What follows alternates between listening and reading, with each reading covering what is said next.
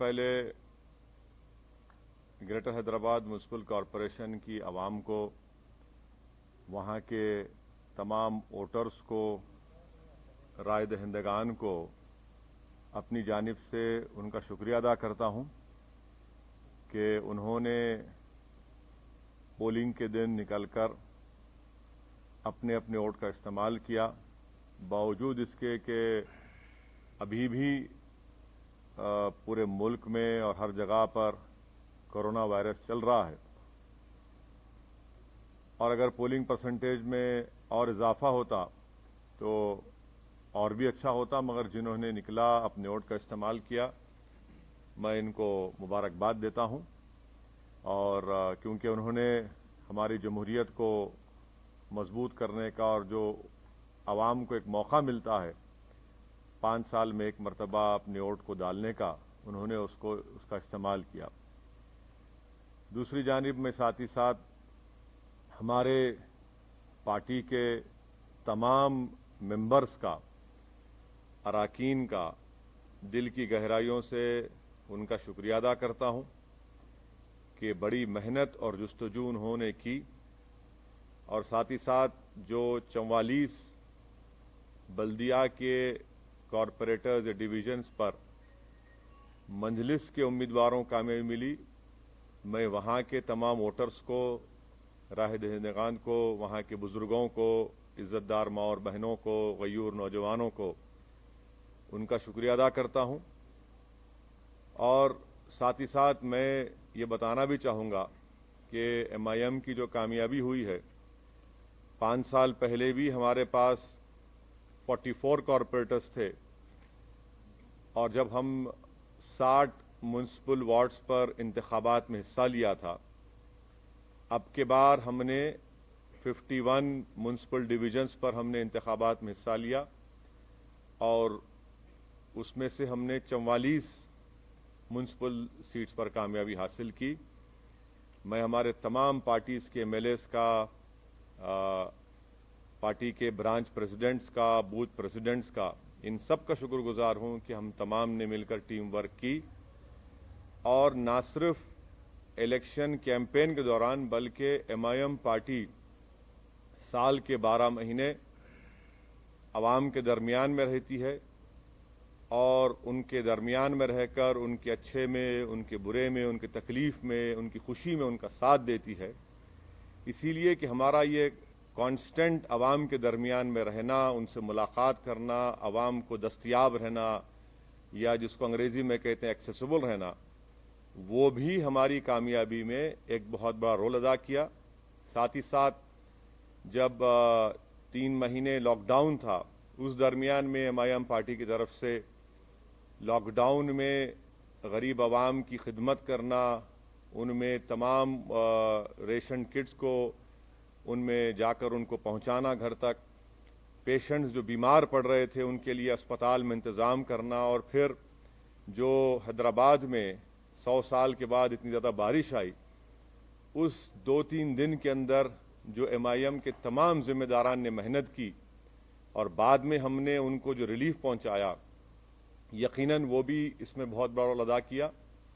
बहरहाल मैं तमाम अपने पार्टी के जिम्मेदारों का, और ये हमारी कामयाबी पूरी में हमारे पार्टी के मेंबर्स को क्रेडिट जाता है, और उन तमाम वार्ड्स के वोटर्स को क्रेडिट जाता है। MIM पार्टी ने 51 म्युनिसिपल सीट्स पर कंटेस्ट किया, और आप जानते हैं कि हैदराबाद पार्लियामेंट कॉन्स्टिट्यूंसी में हमने 44 डिविजन्स में से 34 पर कंटेस्ट किया, और 33 म्युनिसिपल वार्ड्स पर हमको कामयाबी मिली। मैं फिर से कह रहा हूं कि हैदराबाद पार्लियामेंट्री सेगमेंट में 44 म्युनिसिपल डिविजन्स हैं, जिसमें से MIM ने 34 पर कंटेस्ट किया और 33 पर हमने कामयाबी हासिल की। ये 5 साल पहले भी ऐसा ही था। दूसरा, सिकंदराबाद में हमने 12 सिकंदराबाद पार्लियामेंट कॉन्स्टिट्यूंसी में 12 म्युनिसिपल वार्ड्स में कंटेस्ट किया, और 9 म्युनिसिपल डिवीजन्स पर, 9 म्युनिसिपल डिवीजन्स पर अल्हम्दुलिल्लाह हमको कामयाबी मिली। वैसे ही हमने 3 municipal wards Malkajgiri parliament segment में हमने इंतखाबात में हिस्सा लिया, हमको कामयाबी नहीं मिली। 2 म्युनिसिपल डिवीजन हमने चिवल्ला पार्लियामेंट कॉन्स्टिट्यूंसी में हमने लड़ा और दोनों पर हमको कामयाबी मिली। तो मैं फिर से अल्लाह सुब्हाना व तआला का शुक्रगुजार हूँ कि परवरदिगार ने हम पर बहुत बड़ा रहम और करम किया और हमारी पार्टी को इन गरीब आवाम की दुआओं को कबूल किया और हमको कामयाबी से हमकिनार किया।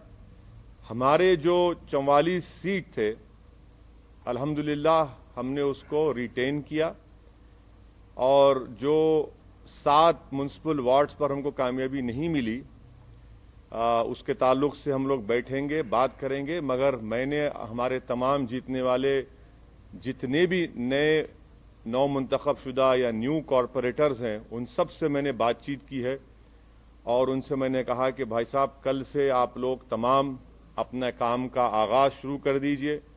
हमने जो आवाम से वादे किए थे उसको पूरा करने का कल से वक्त शुरू होता है। और साथ ही साथ मैं बताना ज़रूरी समझता हूँ आप तमाम को कि पुराना पुल डिवीज़न से राजमोहन चौथी मरतबा MIM पार्टी के म्युनिसिपल कॉरपोरेटर के तौर पर जीते हैं। कारवान से हमने स्वामी यादव को टिकट दिया था राजेंद्र यादव साहब की जगह पर, उनको कामयाबी मिली। तो ये हमारी परफॉर्मेंस था जिसको मैं समझता हूँ कि मैं इससे मुतमईन हूँ। और हमारा जो अगर आप बोलेंगे कि स्ट्राइक रेट है 51 म्युनिसिपल वार्ड्स में, ये हमारा मैं समझता हूँ कि सबसे बेहतरीन स्ट्राइक रेट रहा है। अब आपका जो बुनियादी सवाल होगा कि बीजेपी भी जीती, यकीनन बीजेपी जीती है और ये अवाम का फैसला है और हमारी कोशिश ये होगी कि हम जमहूरी तरीक़े से बीजेपी से मुकाबला करेंगे और हमको पूरा यकीन है कि इनकी बढ़ते हुए कामयाबी के कदम को इंशाअल्लाह ताला हैदराबाद की आवाम बल्कि पूरे तेलंगाना की आवाम इसको रोकेगी। और मुझे ये भी कहना पड़ेगा कि तेलंगाना में जब असेंबली के इंतखाबात होंगे आप देखेंगे कि इंशाअल्लाह ताला ये बीजेपी की जो कामयाबी है वक्तिया कामयाबी है, ये उस वक्त तक इतनी कामयाबियां इनको नहीं मिलेंगी। और मुझे अवाम का फैसला है, हमारी क्या बोलना चाहिए, हमारी ख्वाहिश के बरक्स फैसला आया बीजेपी की हद तक। मगर MIM पार्टी को तो मैं समझता हूं कि हमने तमाम बड़ी मेहनत की और उसका नतीजा हमको अल्लाह सुब्हाना व तआला ने और हैदराबाद की आवाम ने हमको दिया है। शुक्रिया। सर, आप जब लोकसभा चुनाव में 4 सीटें बीजेपी जीत के आई थी उस समय भी आपने कहा था कि ये वक्तिया कामयाबी है, फिर उसके बाद ये कामयाबी नहीं। देखिए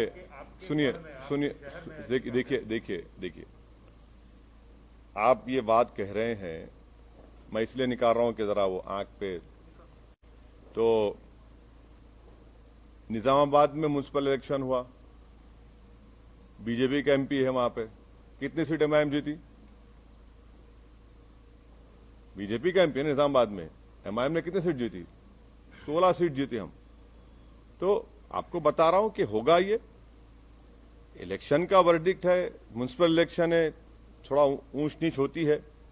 और मुझे यकीन है कि मैं तो प्रिवी नहीं हूं, ना मुझे इख्तियार है TRS पार्टी पर बोलने का, मगर मुझे यकीन है कि ये लोग देखेंगे क्या करना चाहिए, क्या सही करना चाहिए, कितना अच्छा करना चाहिए, उसको देखेंगे, मगर उनके पार्टी का मसला है। सर, अभी मेयर और डिप्टी मेयर के लिए ये बात आती है कि आप किसको सपोर्ट करेंगे, क्योंकि आपका सपोर्ट का प्रसाद साहब जरा थोड़ा खुशी का मौका है, थोड़ा आज तो एक रात छोड़ दो आप। लेकिन बहुत अहम बात है। हाँ बिल्कुल है, नहीं हर चीज अहम है। इतनी बड़ी कामयाबी हमको जो मिली है वो यकीनन एक बहुत बड़ी कामयाबी हमको मिली है और हम फैसला करेंगे, बैठ के बात करेंगे। कल मैं हमारे पार्टी के तमाम जिम्मेदार हजरात से मैं उनसे बात करूंगा, उनसे मशवरा करूंगा, उनकी राय हासिल करूंगा, उसके बाद हम कोई फैसला करेंगे। यकीनन हमको फैसला करना है, हम करेंगे। सर, योगी आदित्यनाथ ने ये कहा है कि भाग्यनगर का भाग्योदय अब शुरू हुआ है और JP नड्डा ने भी ये कहा है कि 2023 में बीजेपी की सरकार होगी, KCR की करप्ट सरकार को हम निकालेंगे। तो आप उस पर कैसे देखते हैं? अब जाहिर है ये तो इस तरह की बातें करेंगे ना भाई। जहां पर योगी आए थे क्या हुआ, टाइम हो गए। सर्जिकल स्ट्राइक बोले थे ओल्ड सिटी के ऊपर, अब डेमोक्रेटिक स्ट्राइक हो गया बीजेपी के ऊपर। ये तो डेटा आपके सामने है, एम्पिरिकल एविडेंस आपके सामने है। हम तो योगी आदित्यनाथ से यही कहेंगे कि आप तो मुंबई गए थे, ज्यादा एक्टिंग मत करिए, हकीकत की दुनिया में आ जाइए और जो जुल्म वहां पर दलितों पर किया जा रहा है उसको खत्म करिए। जो खवानीन आप कॉन्स्टिट्यूशन के खिलाफ बना रहे हैं वो रोकिए। और मुझे यकीन है कि केसीआर गो हमारे अपोजिट पार्टी के हैं, मगर एक बात मानना पड़ेगा, एक रीजनल फेस है और वो रीजनल फेस आज भी इम्पोर्टेंट है, कल भी इम्पोर्टेंट रहेगा। और थोड़ा सा अगर वो लोग जो भी उनके चीजें सही करना है कर लेंगे तो he still a very important and I am sure कि केसीआर जो है वो बीजेपी के ऊपर बहुत बड़े भारी पड़ेंगे आने वाले वक्त में। तो क्या आप उनको सपोर्ट करेंगे अगर मेयर की सीट चाहिए तो? मैं अभी आपसे कहा हूं मैडम कि जरा थोड़ा सांस लेने दीजिए, थोड़ा हमको अपनी इतनी बड़ी कामयाबी हमको मिली है, थोड़ा हमारे तमाम पार्टी के जिम्मेदारों से हमको अपनी उनकी खुशी का हिस्सा बनने दीजिए। और कल सुबह में हम तमाम पार्टी के हमारे जिम्मेदारों से, एमएलएज हैं, एमएलसीज हैं, सीनियर हमारे पार्टी के लीडर्स हैं, उन तमाम से बात करेंगे, मशवरा करेंगे और जो भी फैसला होगा आप तक पहुंचाएंगे। सर, आपने अपने घर हैदराबाद से अपील की थी जब चुनाव प्रचार कर रहे थे कि बीजेपी को यहाँ पर कंप्लीटली रिजेक्ट किया जाना चाहिए, लेकिन आप ही के घर में बीजेपी नंबर कहाँ देखिए, आप लोग नेशनल चैनल पे आपको बड़ी मोहब्बत हो गई असदुद्दीन ओवैसी के, ओवैसी के घर में। मेरे घर में कौन जीता? हम तो कह रहे हैं कि मेरे अंगना में तुम्हारा काम ही नहीं है। अरे ना, आप देखे सुनिए, आप बताइए, चलिए मेरे घर में कहाँ जीते? आपने कहा नहीं आप नहीं, सुनिए एक बात सुनिए। आप जब कह रहे हैं तो आप बताइए कौन सी जगह पर।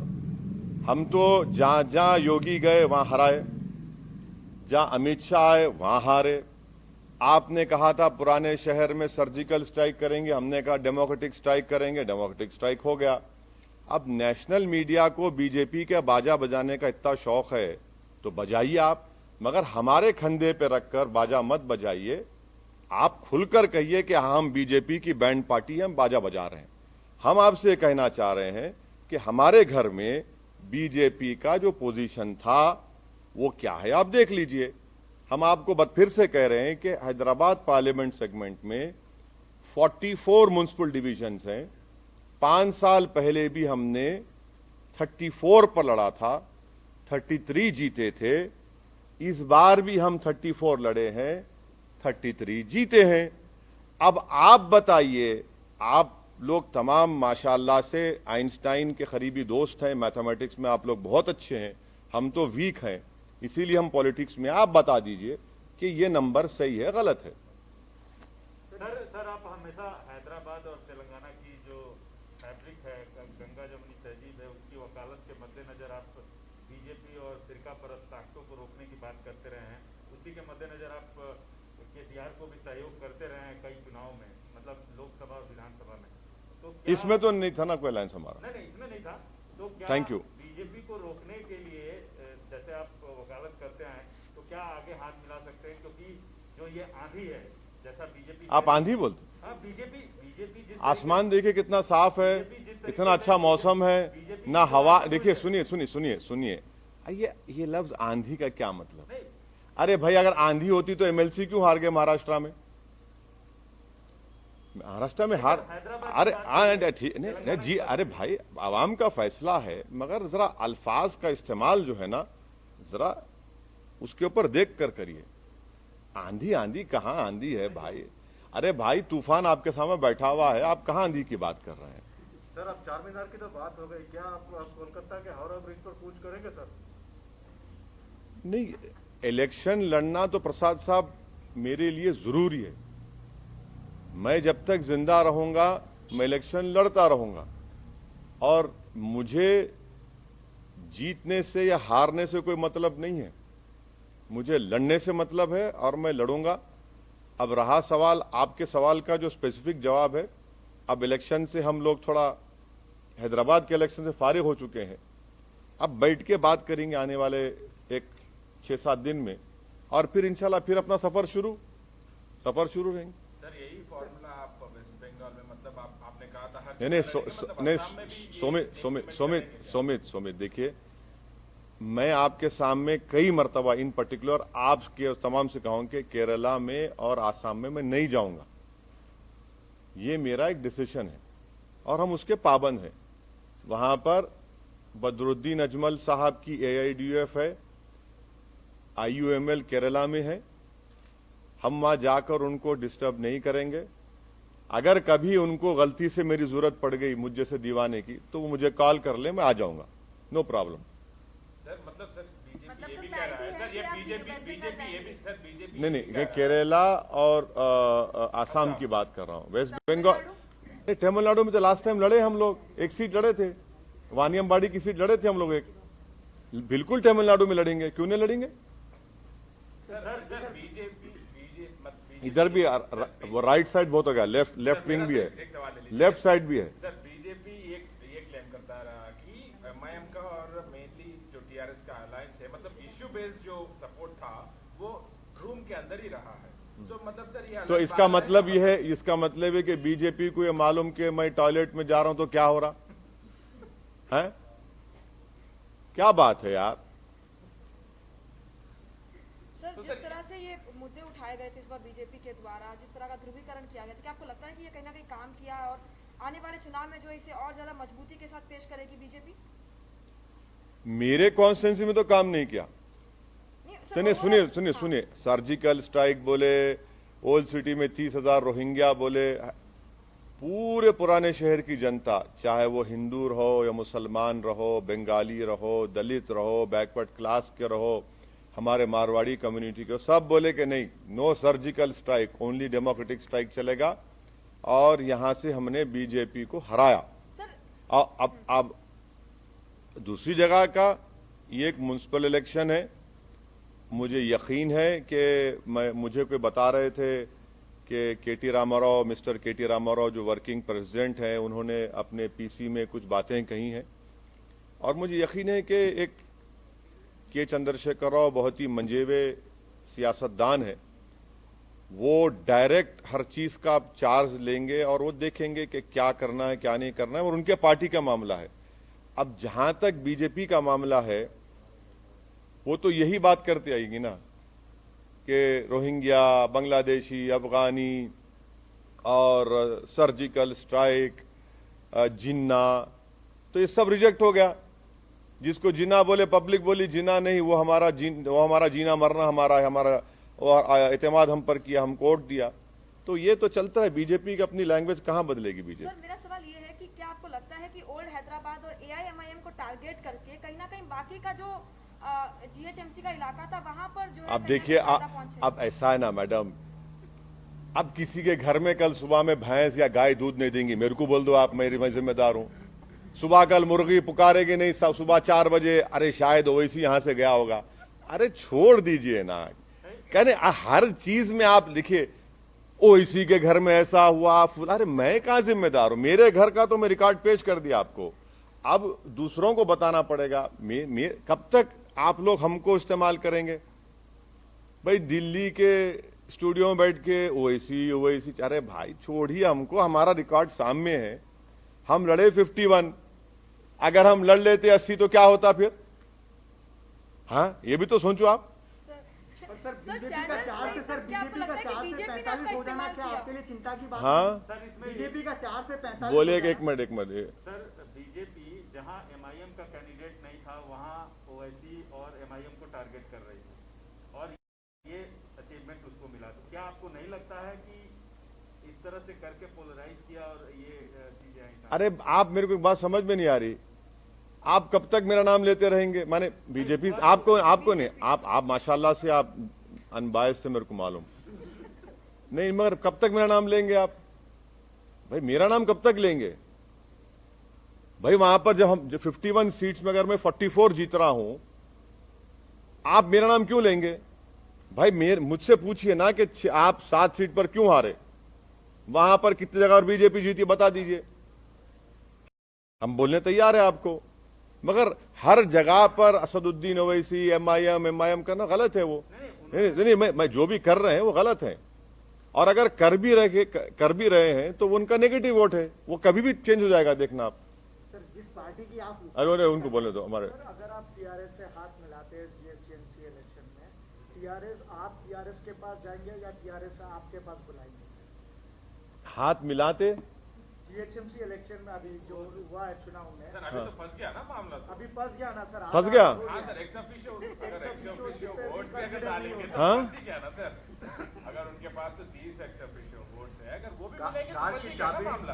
कार की चाबी और स्टीयरिंग आपके हाथ में है। नहीं, मैं आपसे रिक्वेस्ट कर रहा हूं, मैं मेरी गाड़ी में बैठो आप। आजकल तो लोग हमारी गाड़ी में रोक के हाथ मिला रहे हैं, उसको भी आप लोग चला रहे हैं, वायरल बना रहे हैं। अरे क्या बात है, कोई बात है? अरे कोई नहीं है, हमारी गाड़ी अलग है, उनकी गाड़ी अलग है। क्या हम क्या भूखे फकीर है? गाड़ी नहीं है हमारे पास, मोटरसाइकिल है, मोटरसाइकिल फिरा। अरे क्या बात कर रहे हैं आप? क्या सुनिए एक बात सुनिए, ये पूरे इलेक्शन कैंपेन में मैं खुद अपनी मोटरसाइकिल पर 650 किलोमीटर फिरा हूं। अब बोलो आप।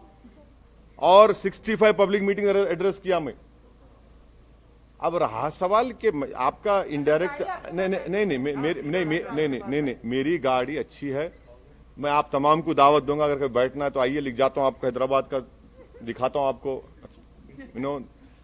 जहां तक मेयर डिप्टी मेयर का सवाल है, आप टाइम दीजिए, कल मिलेंगे, थोड़ा खुशी का मौका है, थोड़ा उसको एंजॉय। नहीं, गाड़ी नहीं है मेरी गाड़ी। देखिए सुनिए, जहां तक एमआईएम पार्टी का जो डिसीजन होगा वो मैंने फिर से आपको रिटीरेट कर रहा हूं, फिर से बोल रहा हूं कि हम अपने पार्टी